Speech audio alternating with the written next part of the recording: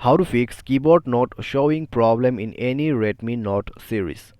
नमस्कार दोस्तों, स्वागत है आप सभी का तिकिराज यूट्यूब चैनल पर।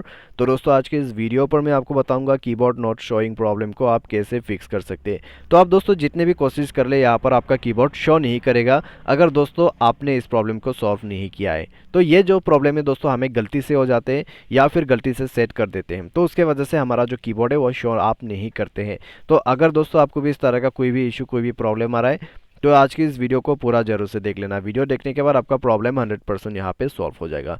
वीडियो शुरू करने से पहले अगर आपने चैनल को सब्सक्राइब नहीं किया है तो सब्सक्राइब करके बेल आइकन को क्लिक जरूर से कर लेना। यदि आप ऑनलाइन पैसा कमाना चाहते हैं तो वीडियो डिस्क्रिप्शन पर आपको लिंक मिल जाएगा, और किसी भी प्रॉब्लम के रिगार्डिंग पर आप हमें ट्विटर पर फॉलो करके मैसेज कर सकते हैं। तो चलिए दोस्तों, वीडियो शुरू करते हैं। सबसे पहले तो दोस्तों हमें यहाँ पर करना क्या होगा, ठीक है। अगर हमें जो है यहाँ पर कीबोर्ड शो नहीं करते तो दोस्तों बस आप जाइए अपने मोबाइल के सेटिंग पर, और अगर आप जीबोर्ड यूज़ कर रहे हैं तो जीबोर्ड को आप प्ले स्टोर से अपडेट कर सकते हैं, अपडेट कर ले।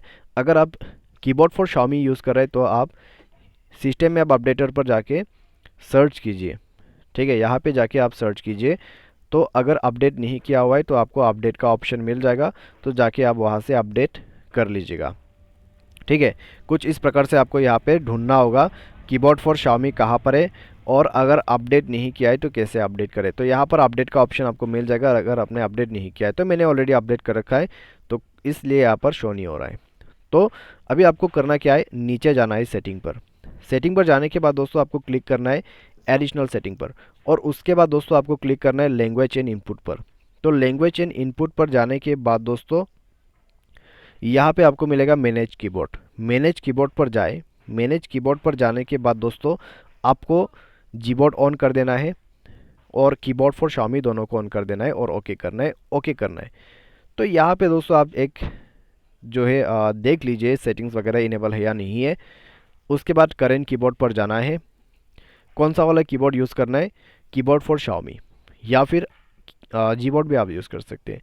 तो उसके बाद अब यहाँ पर बैक करें, तो जाइए यहाँ पर देखिए आपका प्रॉब्लम सॉल्व हो चुका होगा, कीबोर्ड शो अप हो जाएगा। तो इस तरीके से आप जो है कीबोर्ड प्रॉब्लम को सॉल्व कर सकते हैं और आपका कीबोर्ड आपको वापस मिल जाएगा। तो उम्मीद करते हैं आपका जो प्रॉब्लम है इसके मदद से फिक्स हो जाएगा। तो आज के इस वीडियो पर दोस्तों बस इतना ही। Thanks for watching.